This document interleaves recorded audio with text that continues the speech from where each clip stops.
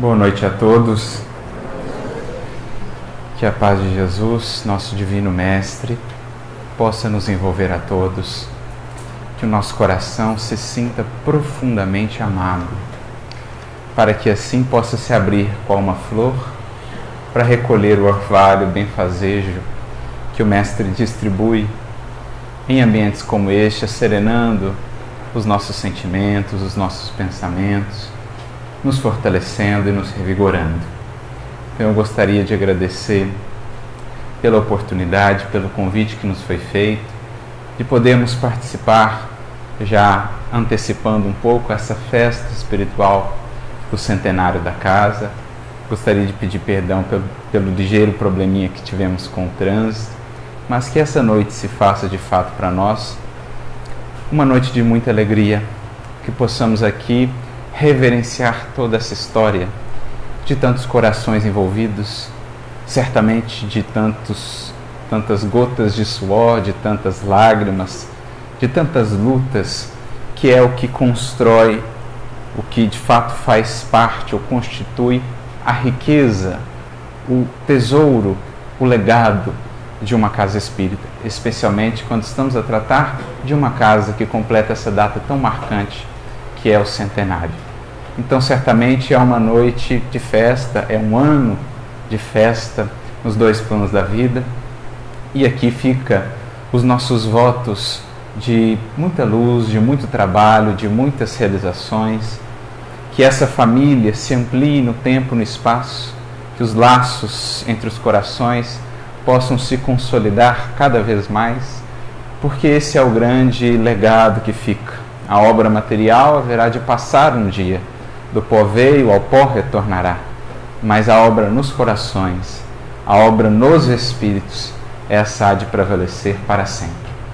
Será mais um núcleo conduzindo corações ao grande núcleo, ou melhor, à grande família daquela caravana imortal dos que já se puseram a caminho com o Mestre. E é nesse espírito que nós aqui comparecemos, profundamente agradecidos pela oportunidade de partilhar esses momentos com vocês, na condição de um simples irmão, de um simples aprendiz, para que juntos a gente possa partilhar desse pão do Evangelho.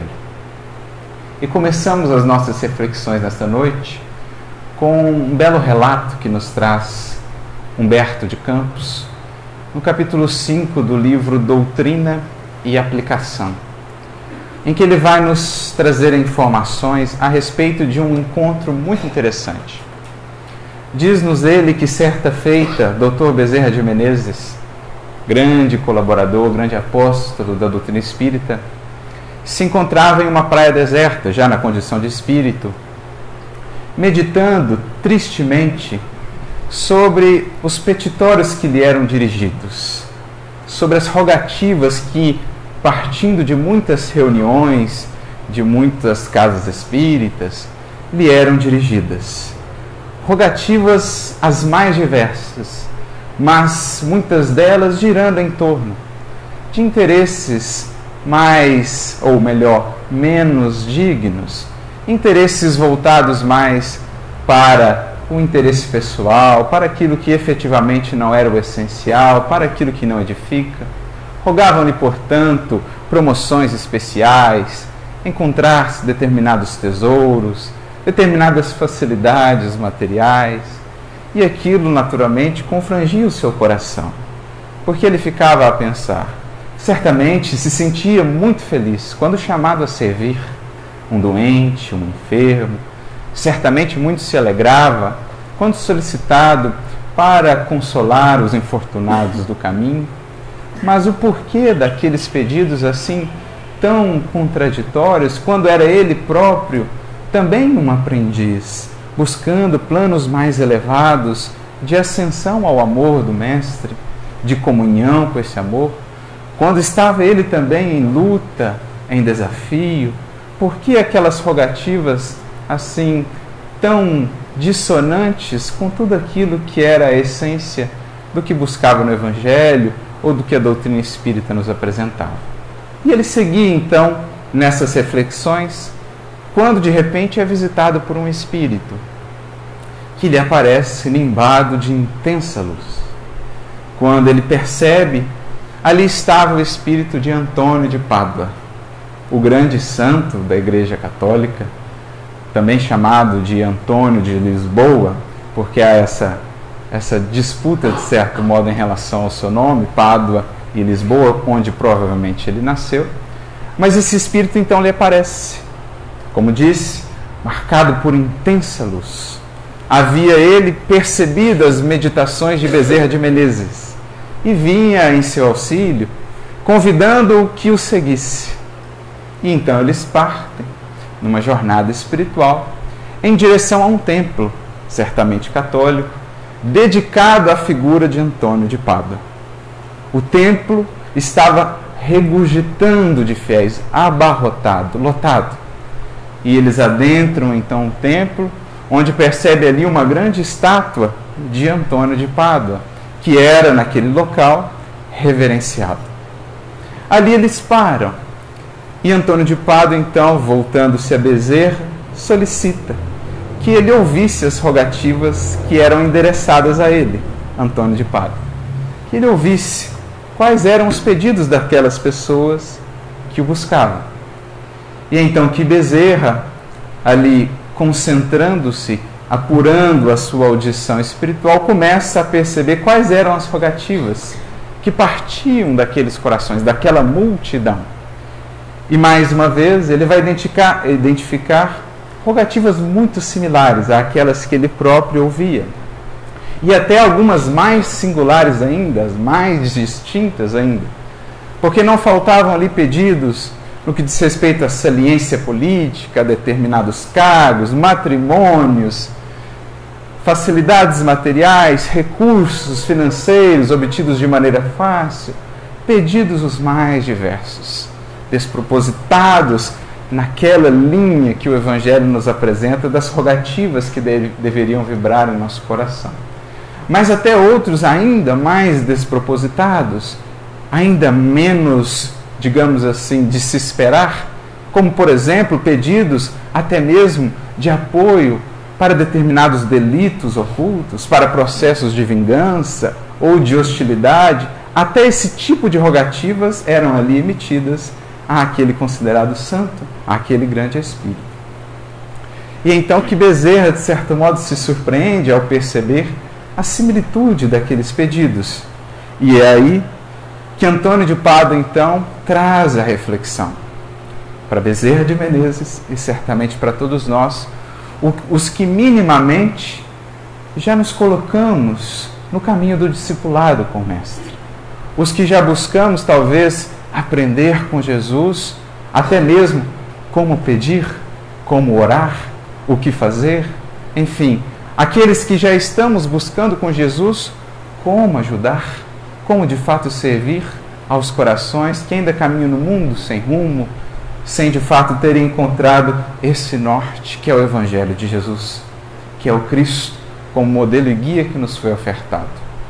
Antônio de Pádua, então, trazendo essa reflexão para aqueles que já estão de fato buscando não mais que o Cristo os sirva, mas minimamente servi-lo, ele diz: observaste atentamente?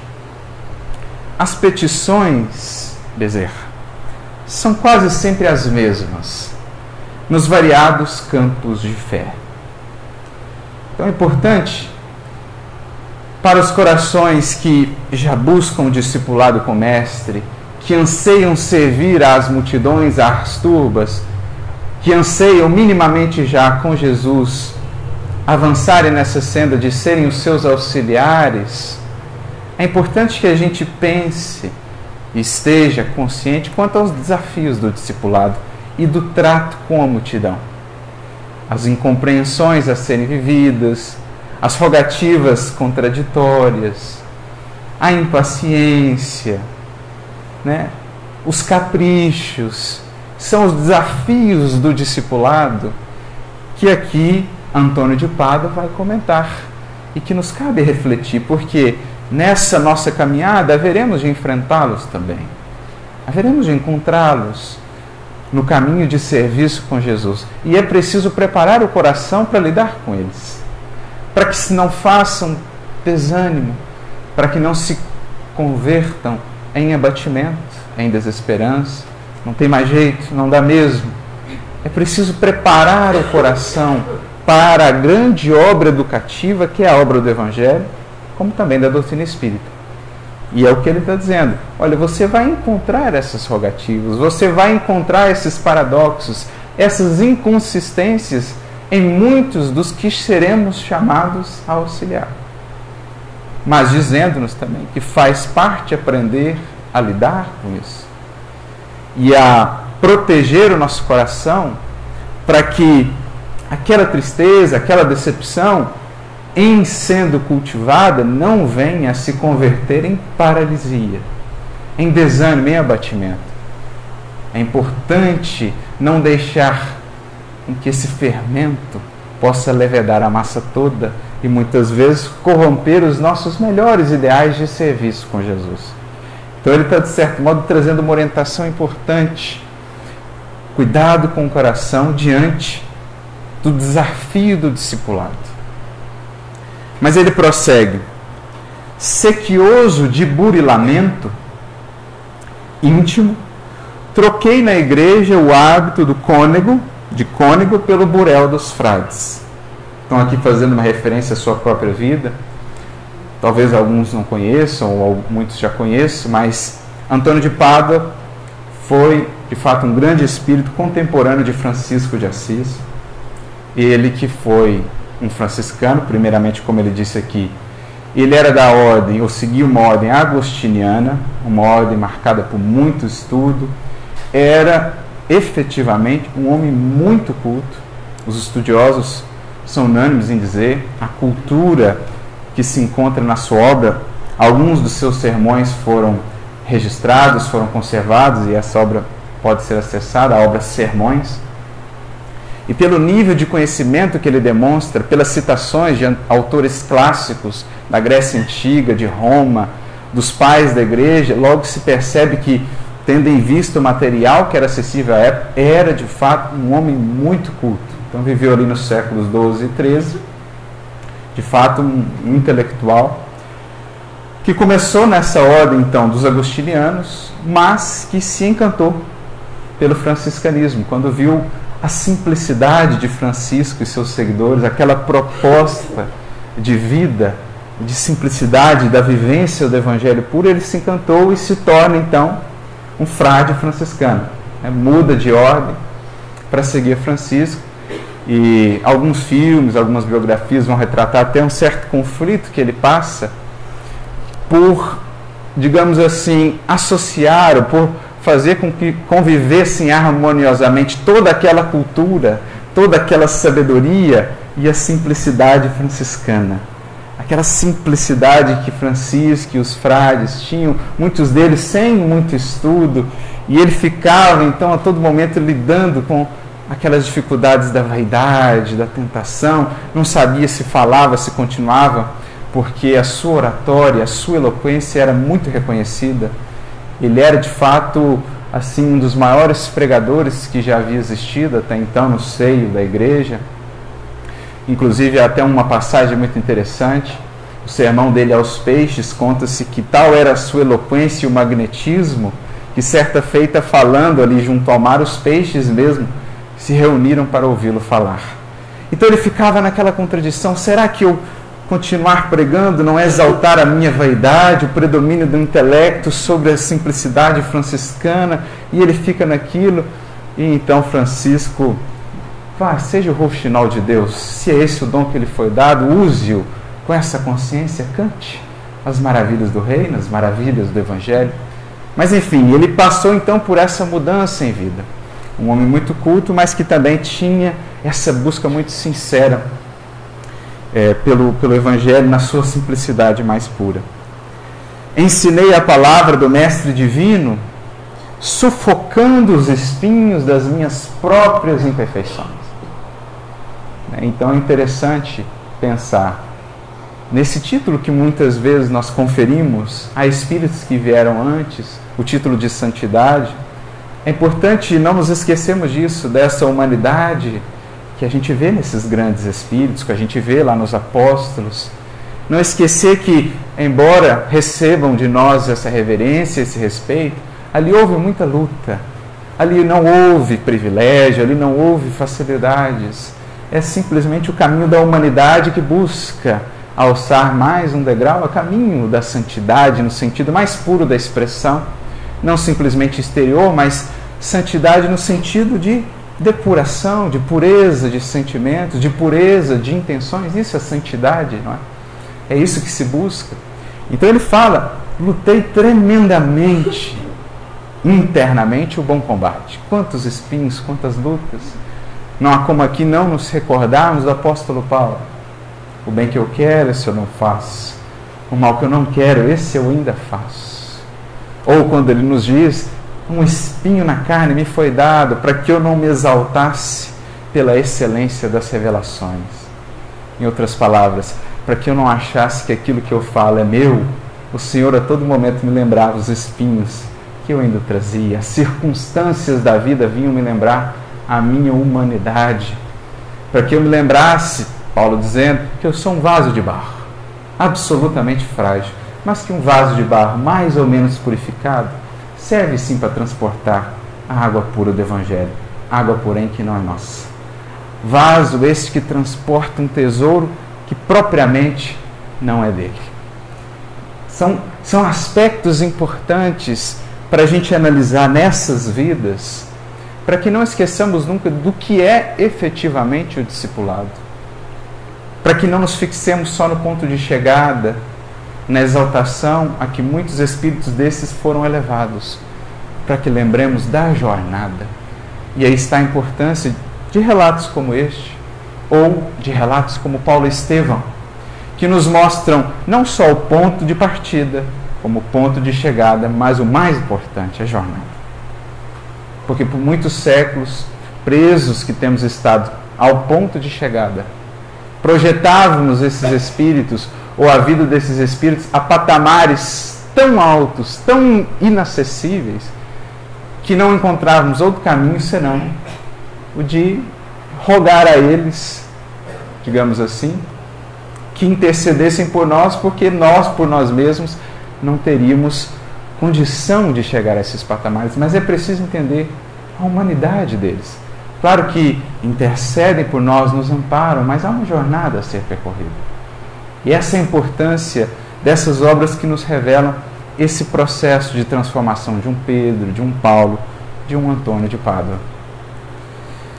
Fosse nas seduções da vida secular ou na austeridade do convento, caminhava mantendo pavorosas batalhas comigo mesmo, ansiando entesourar a virtude, em cujo encalço permaneço até hoje. Entretanto, procuram-me através da oração, por meirinho comum ou por advogado casamenteiro. Quase que um desabafo aqui, né? Porque você imagina uma vida de luta tremenda por vencer a si mesmo, de esforço, de estudo, e muitas vezes é reduzida essa vida, esse esforço, a isso. Mas no fundo ele quer dizer o quê? Faz parte. Faz parte do caminho de quem tomou a cruz com Cristo para servir, e não mais para esperar ou para exigir.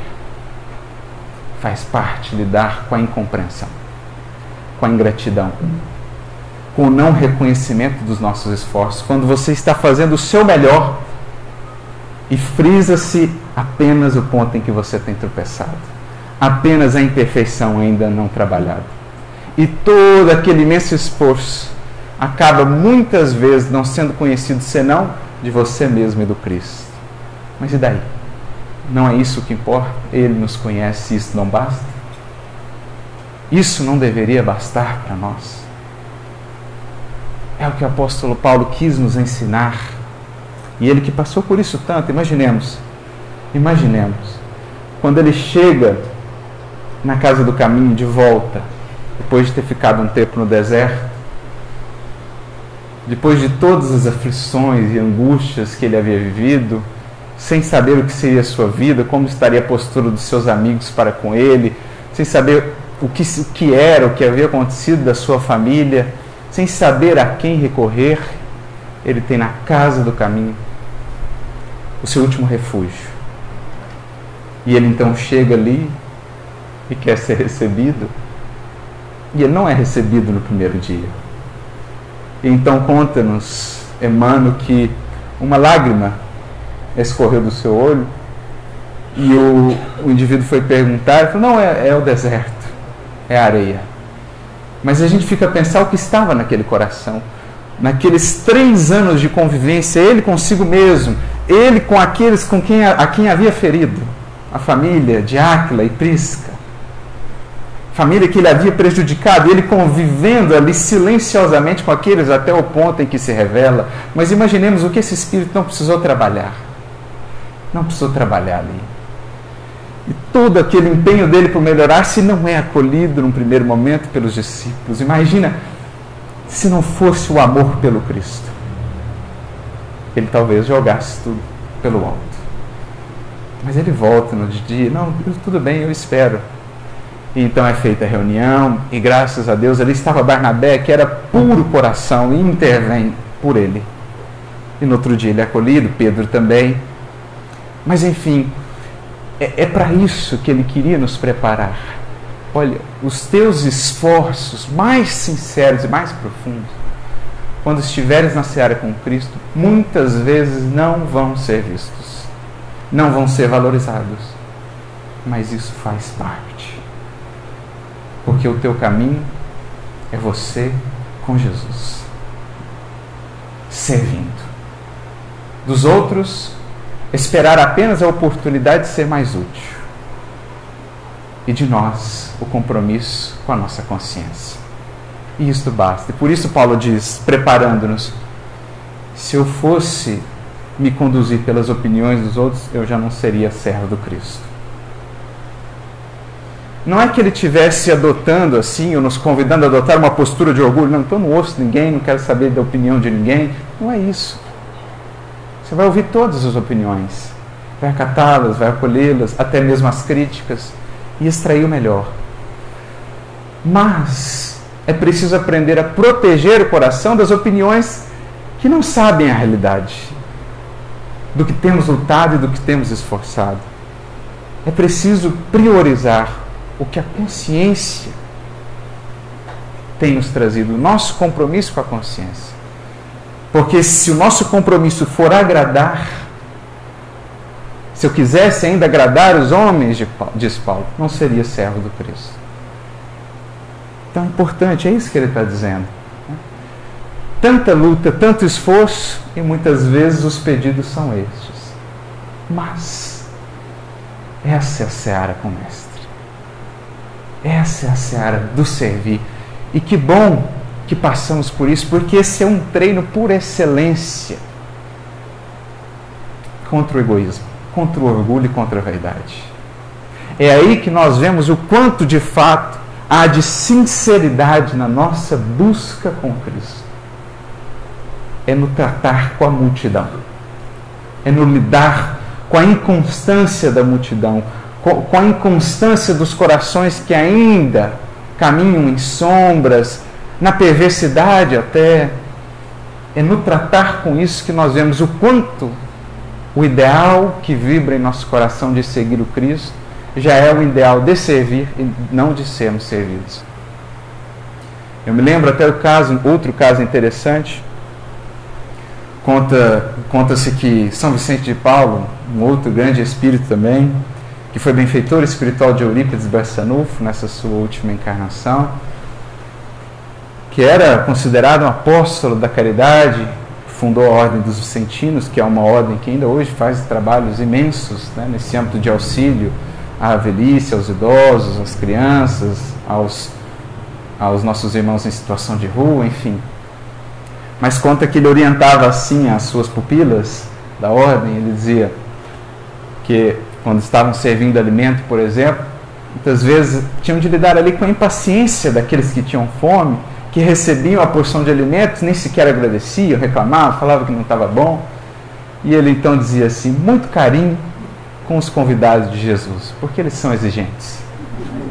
Muito carinho com eles, porque eles são exigentes, mas são convidados de Jesus. E nós estamos aqui para servi-los. Como um espírito vai alcançando essa dimensão de amorosidade? É isso, ou a essas reflexões, que Vicente de Paulo e que Antônio de Pádua aqui querem nos levar. O que deve se processar internamente em nós para chegarmos a ter essa perspectiva? Mas aí ele prossegue. E porque Bezerra sorrisse, então, na hora que ele falou isso, mostrou o caso dele, talvez fosse até pior do que o de Bezerra, os pedidos eram ainda mais esdrúxulos. Bezerra sorriu. E ele diz assim, nosso problema, no entanto, é o de instruir sem desanimar. Essa é a nossa questão, esse é o nosso desafio. Jesus no monte sentiu extrema compaixão pela turba desvairada, alimentando-lhe o corpo e clareando-lhe a alma obscura. Então ele resgata uma passagem muito simbólica do Evangelho para ilustrar o que devemos ser nós, ou qual é a nossa tarefa como hífens, ou traços de ligação entre o Cristo e aqueles a quem nos propomos servir, ou aqueles a quem Ele quer ou deseja auxiliar. O discípulo, como lá na figura da multiplicação dos pães, ele é o elo de ligação entre o Cristo e a multidão. Porque se lembrarmos bem da passagem, nos detalhes, o Cristo pede que a multidão se assente, recebe os recursos que lhe foram trazidos, o pouco, e daquele pouco, então, ele tira o muito. Mas ele dá aos discípulos para que os discípulos deem à multidão. Então aqui, dessa passagem, nós já podemos tirar muitas lições, para que venhamos a desenvolver no nosso trabalho, seja ele qual for, na reunião mediúnica, na tarefa de assistência, no atendimento fraterno, para que venhamos a entender quais são alguns dos critérios, alguns dos requisitos para que esse fluxo se dê. Que nos entendamos como canais por meio dos quais o Cristo poderá estender o seu auxílio àqueles que ainda o buscam com rogativas que efetivamente não são as que edificam, mas que pelo menos já o buscam, que pelo menos já estão, de certo modo, interessados. É preciso semear ali, é preciso atentar para a oportunidade que ali está. E essa passagem em si mesma, ela é muito simbólica, no sentido de ajudar-nos a construir para com a multidão um novo olhar. Um olhar não de quem vê ou se fixa nos problemas ainda a serem sanados, nas contradições, nesses pedidos esdrúxulos. Não, mas como quem se fixa ali na necessidade, na oportunidade, no que há para ser semeado, no que há para ser edificado. Para quem desenvolve um novo olhar para com a multidão. E qual que é um dos primeiros recursos para desenvolver esse novo olhar para com a multidão? De compaixão, ao invés de revolta, diante da ingratidão, por exemplo, ao invés de desânimo. Como compadecermos, enternecermos para servir, para imunizar o coração diante das incompreensões, das ingratidões. É preciso lembrar que é preciso olhar também para o Cristo. Quando nós olhamos somente para a multidão, com as nossas velhas tendências ainda, com o fermento do orgulho, da vaidade que ainda existe em nós, poderemos nos considerar assim superiores e, portanto, cair num estado de exigência. Mas como? Olha o que eu estou fazendo, fixando-nos muito no que temos feito e pouco no que temos recebido para fazer. Mas o discípulo, ele volta-se para o Cristo. E quando ele volta-se para o Cristo, ele vê-se na condição também de necessitado. ele vê-se na condição também daquele que recebe e que tem recebido muito. E na verdade ele vê que a distância entre ele e a multidão não é tão grande assim, mas a distância entre ele e o Cristo é gigantesca. E que na verdade, quando comparamos as duas distâncias, nós estamos praticamente juntos com a multidão, mas infinitamente distantes ainda, no sentido de evolução do Cristo. Em outras palavras, quando o discípulo tira esse olhar único e exclusivamente do ponto em que ele está para a multidão, com esses pedidos, com essas contradições, e passa a ter esse duplo olhar da multidão que está aqui, mas do Cristo que está lá, ele renova o seu olhar para a multidão, porque ele se reconhece como ela, tão necessitado, tão absolutamente necessitado e tão amparado, que agora ele não consegue olhar mais para a multidão como aquele que dá alguma coisa, como aquele que está muito acima, como aquele que já avançou muito. Não, ele reconhece na multidão ele próprio, que talvez esteja já agora nas lutas do discipulado, nas lutas por vencer a si mesmo, mas que, sabe-se lá, há pouco tempo atrás estava nessa condição, com esses mesmos pedidos. E, no entanto, nem por isso o Cristo o deixou de amparar. O Cristo não deixou de amparar, nem por isso. Nem com esses pedidos, como mesmo Jesus diz no Evangelho, não sabeis o que pedis. Que a gente começa a pensar o quanto nesses séculos para trás, até o ponto em que minimamente pudéssemos despertar para o trabalho com o Mestre, o quanto nós não demos para Ele trabalho, para os nossos benfeitores. O quanto esses caminhos que agora censuramos não foram reiteradas vezes por nós percorridos. E o quanto talvez não estes, mas outros muito similares são ainda hoje por nós percorridos.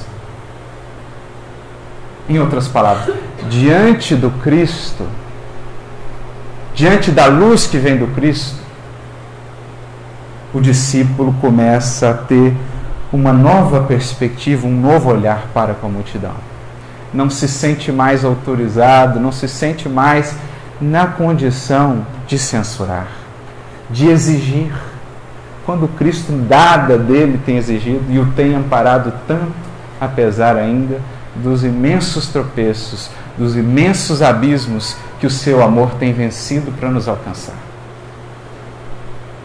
Então, ao olhar para o Cristo, ao aceitar essa luz que irradia do Cristo, é como, na verdade, se o discípulo se conhecesse melhor.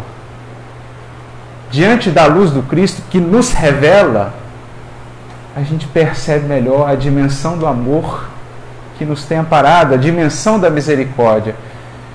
E quando a gente percebe o tamanho disso, a gente não consegue ter outra postura, ou do nosso coração não vai nascendo outra postura senão a de retribuir como? Amar. Amar. Como Ele nos tem amado sem exigir. Se a ingratidão que temos recebido nos parece grande, se as incompreensões e tudo mais, enfim, se isso tudo nos parece grande demais, quando olhamos para o Cristo, nós vemos a dimensão da ingratidão de nossa parte com a qual Ele tem lidado, sem reclamar. Como é que a gente vai exigir agora, sendo que nós outros, para com Ele, temos essa dívida imensa? Então percebe como é interessante essa construção do monte? O discípulo vai até o Cristo e por olhar o Cristo, por receber essa luz do Cristo que o revela, no quanto ainda tem a se aperfeiçoar, pode ir para a multidão, agora não no sentido mais de exigir, não mais autorizado a censurar, mas com um único moto, um único móvel, o de ajudar. Ajuda sempre. Foi a mensagem que aqui foi lida. Ele percebe que a alegria mesmo não deve ser a alegria do receber o retorno, mas sobretudo a alegria de ser instrumento do Cristo, ainda que muito imperfeitamente. A alegria do coração que permite que o amor do Cristo possa, por meio dele, alcançar a outros corações. Então há uma mudança de foco, de fato, no trabalho, que é o que ele está dizendo aqui. Somente assim a gente consegue instruir sem desanimar. Quando a gente sente essa infinita compaixão do Cristo para com a turba, na qual muitas vezes estávamos inseridos há não muito tempo assim. Então, quanto mais fundo vamos vivenciando essa experiência do amor com Jesus, que é um amor que nos amou antes sequer, né, de despertarmos para esse amor, que antes mesmo de nos tornarmos minimamente conscientes já nos amava e nos amparava, nós nos sentimos constrangidos e não encontramos outro meio de retribuir a isso senão amando de volta. É o que Jesus diz no Evangelho de Lucas, no capítulo 7. Ele diz assim, ele tem uma frase interessante, que é uma frase que ele conta ali na visita que ele faz à casa de Simão, o fariseu, quando ele é convidado para fazer uma refeição. E ali ele é recebido. Simão, o fariseu, o recebe muito mal. Nas entrelinhas se percebe isso, porque ele não cumpre nenhum dos ritos de hospitalidade que era esperado ao tempo. E passado um tempo ali da refeição, uma mulher adentra abruptamente o recinto, se lança aos pés de Jesus, começa a chorar, lava-lhe os pés com as lágrimas e enxuga com os seus cabelos. Simão, o fariseu, pensa para consigo, este não é profeta. Se o fosse, saberia quem é esta que o toca, porque era reconhecida na cidade pelos seus equívocos. E então Jesus diz, Simão, eu tenho uma parábola para você. Uma parábola. Um homem tinha 2 devedores. Um devia 500 dinheiros, outro devia 50 dinheiros. Ele perdoa ambos. Qual dos dois o amará mais? Creio, Senhor, que devia 500. Pois bem. Desde que eu entrei aqui, você não cumpriu nenhum dos ritos que se era de se esperar de hospitalidade. Essa mulher, no entanto, desde que aqui entrou, outra coisa não fez senão expressar esse seu amor e essa sua gratidão. Sabe por quê? Porque a quem muito foi perdoado, esse mais ama. E a quem pouco foi perdoado, pouco ama. É interessante a gente pensar nessa frase de Jesus. O que ele quer dizer com isso? A quem pouco foi perdoado, pouco ama. Porque no mundo como o nosso, na nossa condição de espíritos, no mundo de expiação e provas, o que significa a quem pouco foi perdoado? Significa aquele que pouco mergulhou em si. Porque quanto mais a gente mergulha em si, a gente percebe o tamanho do perdão e da misericórdia. E é tão transformadora essa experiência que você fala, meu Deus, eu tinha descido até lá e esse amor estava lá. Você se sente tão constrangido diante desse amor que te amou quando você nada havia feito por merecer, que simplesmente te amou, que você não encontra meios de responder a esse amor senão amando. Por isso que ele fala, quem muito foi perdoado, muito ama. Em outras palavras, quem muito desceu em si e reconheceu o quanto vinha e tem recebido do alto, antes mesmo de tomar consciência, esse alguém não consegue encontrar outro caminho senão retribuir amando. Amando a esse amor, que como dizia Francisco de Assis, é o amor não amado, e amando aqueles que esse amor ama. No caso, aqueles outros que ainda não descobriram o que você já descobriu, que ainda não perceberam o quanto são amados. Então essa é a posição do discípulo. E é aí que ele encontra suporte nesse amor e no ser veículo desse amor para passar por todas essas dificuldades do discipulado, sem desanimar, para investir sempre na educação, na edificação, para ver naquele que te ofende, naquele que te critica, naquele que é ingrato, não alguém que deva despertar em nós revolta, mas simplesmente um necessitado, que espera de nós mais amor, que espera que paguemos a dívida que assumimos para com Ele no momento em que passamos a tomar consciência do quanto temos recebido. Porque quanto mais tomamos consciência desse amor, quanto mais avançamos na senda do discipulado, do conhecimento de nós mesmos, como do Evangelho, mais ou maior é a nossa dívida para com aqueles que ainda não encontraram essa senda. Porque os recursos do alto nos chegam não como ornamentos para nos colocar num pedestal, nos chegam para que estejamos ainda mais colocados no serviço para auxiliar, para elevar os outros. Quem mais avançou, mais deve aos que estão na retaguarda. Essa é a dinâmica da vida. É o que Emmanuel nos fala: salda a tua dívida de amor a você que já conhece o Cristo, que o busca, para com aqueles que ainda desconhecem o poder do amor ou mesmo do bem. Porque é aí que está a diferença que o discípulo há de fazer no mundo. Aí está a condição do sal da terra. Porque se fizer o que todos têm feito apenas, diz Jesus, ou pergunta, que fazer de especial? Que fazer de especial? Se amar só os que amam? Ajudar só os que agradecem? Amar só os que fazem o bem ou são bonzinhos? O nosso desafio, enquanto discípulos, é continuar sendo esse hífen diante daqueles que nos ferem, que nos perseguem, daqueles que odeiam. Não é esse o tratado que nos é proposto no Sermão da Montanha? Ouviste o que foi dito, eu porém vos digo. Jesus eleva o sarrafo. Esse é o discipulado. Que fazeis de especial? Saudar apenas os que vos saudam? Em nossos tempos de profunda polarização? Conviver só com os que pensam como nós? Amar e orar só por aqueles do nosso grupo? Ou da nossa lei de pensamento? Isso todo mundo faz. Agora o cristão é aquele que vai ver, aquele que está odiando. Quantas vezes você tem orado por ele por dia? Esse é o discipulado. Esse é o discípulo que encontra alegria, não no que vai receber, mas no que vai dar. Porque é isso que os Espíritos e Kardec vão nos dizer, por exemplo, no Livro dos Espíritos, questão 938, Kardec faz uma pergunta interessante. Vem cá, as decepções oriundas da ingratidão não são de molde a fazer o coração endurecer-se? Porque eu tenho um coração muito bom, fui muito ferido, então agora eu também não quero saber de amar. E os Espíritos respondem assim: não, o homem de coração, como dizes, é feliz pelo bem que faz, não pelo retorno que vai ter. Porque esse bem, essa dádiva, não lhe pode ser tomada.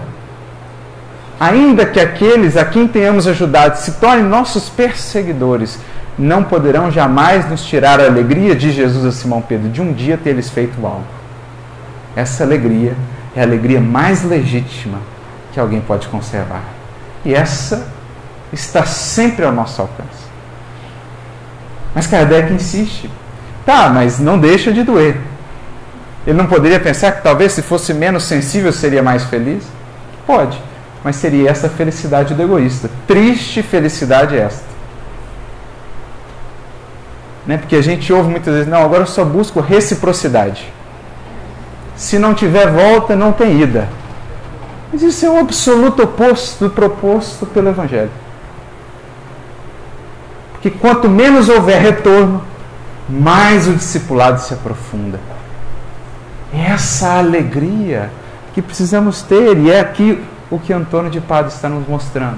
Tremendas lutas, esforços não reconhecidos, mas e daí? Jesus o conhecia e isto basta.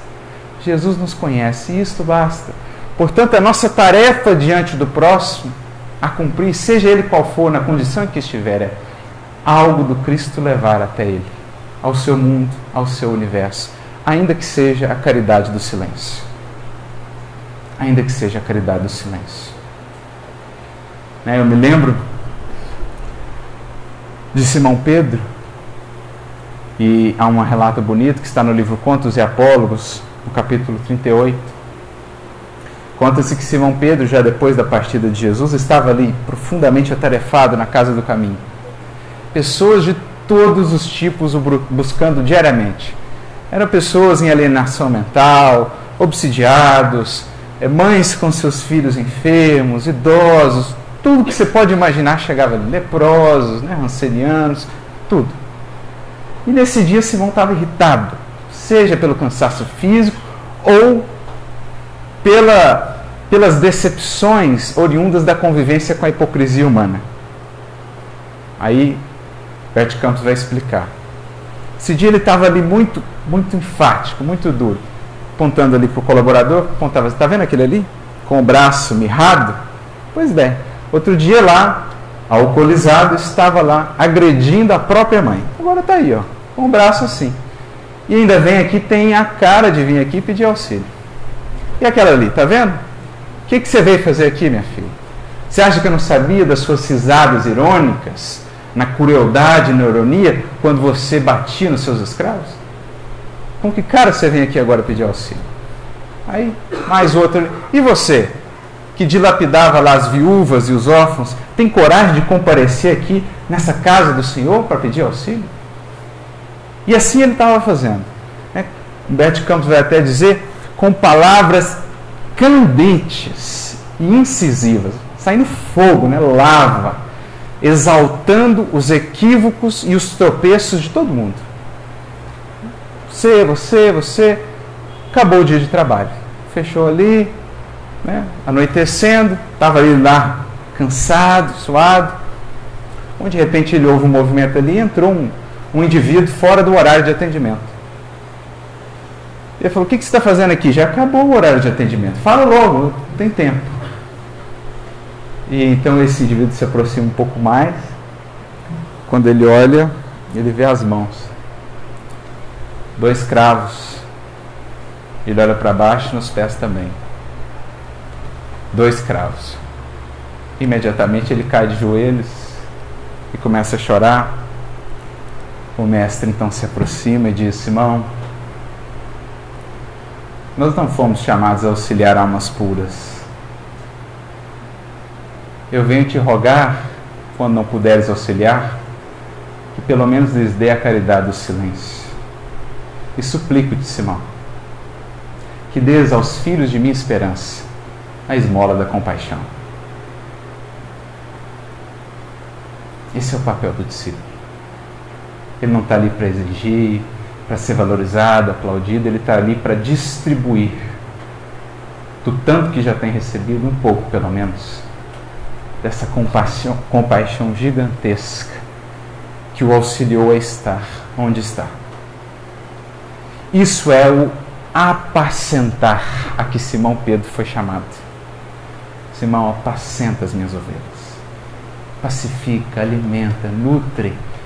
E Emmanuel tem uma mensagem tão bonita sobre esse apacentar, no livro Fonte Viva, capítulo 19, em que ele vai dizer assim, diante de cada indivíduo, ao invés de vergastá-lo, de exaltar os problemas, os tropeços, de fixar-se na sombra, alimenta a boa parte, identifica a boa parte, leva o pão, leva o auxílio, não desdenhes a oportunidade que se aparece diante de ti.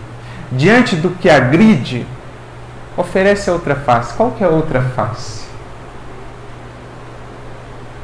É o oposto da agressão. É o oposto da agressão. A outra face é em tudo, diante dos padrões que ainda vigoram no mundo, os padrões do Evangelho que queremos implementar no mundo. Perdão, humildade, serenidade, oração, amorosidade, compreensão. Porque é essa face que o Cristo tem nos dado. Sempre. A nós que o temos negado, a nós que o temos presenteado, infelizmente com a nossa ingratidão, é essa face da paciência, da amorosidade. Então, é preciso deixar fluir por nós essa compaixão que movia o coração do Cristo, que move, é preciso deixar-nos contagiar por ela. Quando nos sentimos efetivamente amados por Jesus, isso faremos quanto mais mergulharmos em nós e reconhecemos as nossas imperfeições, mais a compaixão nascerá do nosso coração para com os outros. É o que aconteceu com Pedro. Quando depois da negação, ele olhou para a cela onde estava Jesus e viu o mesmo olhar amoroso de sempre. Aquilo marcou Pedro de uma maneira que nenhuma outra postura do Mestre marcaria. Se Jesus estivesse dizendo, está vendo? Ele te disse. Se Jesus estivesse falando, está vendo? Gratidão. Mas Jesus não falou nada, simplesmente continuou olhando para ele com o mesmo amor. Aquilo tocou tão fundo em Pedro, que diz Humberto de Campos, no livro Boa Nova, ali começou a brotar daquele coração até então muito endurecido, porque ele era muito ríspido, mas começou ali a nascer Simão Pedro, a rocha do cristianismo nascente, não mais a rocha de ferir, mas a rocha de amparar. Ali, diz Humberto de Campos, começou a brotar a fonte da misericórdia naquele coração, quando ele pôde experienciar a infinita misericórdia do Cristo para com ele. Quando ele se viu frágil e ainda assim amado, é que ele aprendeu a reconhecer a fragilidade dos seus irmãos, não como algo que nos deva revoltar ou desanimar, mas pelo contrário, nos impelir ainda mais a amar e a servir. Então a frase de Emmanuel, marcante nesse capítulo 19 do livro Fonte Viva, em que ele comenta a tarefa do apacentar, que é a tarefa do discípulo, ele diz assim: alimenta a boa parte do teu irmão e segue adiante. A vida converterá o mal em detritos e o Senhor fará o resto. Lembremos-nos disso diante de cada coração que cruzar o nosso. Quando se sentires impelido a agredir, a revidar, a atacar, a censurar, alimenta a boa parte do teu irmão, como Jesus tem feito contigo, e segue adiante. Porque a vida educa e ensina, e o Senhor fará o resto. O Mestre não dó em serviço. Por isso, Antônio de Pádua, seguindo nas suas reflexões, fala assim, eles estavam conversando e nesse justo momento surgiu alguém procurando Bezerra de Menezes. Numa certa reunião que estava fazendo lá, pediam auxílio dele para encontrar um tesouro perdido. Ele estava conversando numa reunião lá, ô Bezerra, ajuda a gente a encontrar aqui um tesouro perdido de um pessoal lá do passado. E aí Antônio falou assim, afagou-lhe os ombros, vai lá, meu filho, e disse benevolente, vai, meu amigo, e não desdenhes auxiliar. Não perca a oportunidade. De certo, não te preocuparás com o ouro escondido, mas ensinarás aos nossos irmãos o trato precioso do solo para a riqueza do pão de todos. E descerrando-lhes o filão do progresso, plantarás entre eles o entendimento e a bondade do excelso amigo. Então, a partir dessa experiência, dessa percepção, o quanto não vai se renovando o nosso olhar para as circunstâncias da vida. Muitas daquelas, no lar, no trabalho, no centro espírita, na atividade de assistência, que antes, logo, de pronto, seriam tomadas por nós como motivo de irritação, de revolta, de reclamação, a gente vai ouvindo essa voz ecoar, não desdenhes auxiliar. A gente vai ouvindo a voz de Jesus a Simão Pedro, Simão, rogo-te, quando não puderes auxiliar, dê ao menos a caridade do silêncio. Não deixes de levar, Simão, aos filhos de minha esperança, aos filhos do Calvário, a esmola da compaixão. Porque se tanto dele temos recebido, essa é a nova postura que haverá de se configurar em nosso coração. Bezerra despediu-se, contente, e tornou corajoso a luta, compreendendo por fim que não bastaria lamentar a atitude dos companheiros invigilantes, mas auxiliá-los com todo amor, consciente de que o Cristo é o mestre da humanidade e de que o Evangelho, acima de tudo, é obra de educação. O Evangelho é, acima de tudo, obra de educação. E educar é investir no que há de melhor. Educar é não perder nunca de vista a humanidade do outro, a potencialidade do outro enquanto ser divino que é, nosso irmão, filho do mesmo Deus. É perceber que o Deus a quem oramos é o mesmo Deus que o ama e que a quem ele talvez ore também. É olhar mais fundo pelos olhos do amor que supera as aparências para enxergar a essência, pela pureza do coração que vê Deus em todo lugar e em cada ser. É isso que o discípulo vai desenvolvendo e aprende a cultivar e a desenvolver, entendendo o chamado maior da vida: educar. Educar não para o mundo apenas, não formar apenas o cidadão, mas preparar ou contribuir para a preparação do cidadão universal. É assoprar as brasas ali adormecidas, mas que ali estão, se soubermos olhar adequadamente, investir adequadamente. Educar para extrair esse potencial divino que espera também a nossa colaboração. Como diz Emmanuel, uma mensagem muito bonita, talvez uma das mais bonitas do livro Fonte Viva, capítulo 30, Educa, quando ele diz assim: educa e transformarás a irracionalidade em inteligência, a inteligência em humanidade e a humanidade em angelitude. Educa e edificarás o paraíso na terra. Esse é o chamamento do Evangelho e também é da doutrina espírita. Para nós, para chegarmos a essa condição, para nos deixarmos assim envolver, contagiar, como no caso do bom samaritano, por aquela íntima compaixão que o movia, não há outro caminho senão o de aprofundar a nossa experiência com Cristo. Sempre que nos sentimos tentados a menosprezar, a desdenhar uma oportunidade de auxílio, a não investir, a não amparar determinado irmão, a censurá-lo, a criticá-lo de maneira ferina, voltemos os nossos olhos para Jesus e diante dele sintamos o seu amor para conosco. O abismo que ainda há entre o que ansiamos ser e o que somos, e certamente haveremos de ter para com esses que estão na caminhada conosco muito mais compreensão, muito mais ternura e muito mais brandura. É assim a obra do reino no mundo, especialmente nesse momento desafiador da transição. Jesus já nos alertou das dificuldades, mas é sobretudo nesse momento que o sal da terra precisa fazer diferença, que a luz do mundo precisa brilhar. Jesus, em se referindo aos seus discípulos, assim denominou: sal da terra e luz do mundo. Se o sal perder o sabor, para nada mais serve.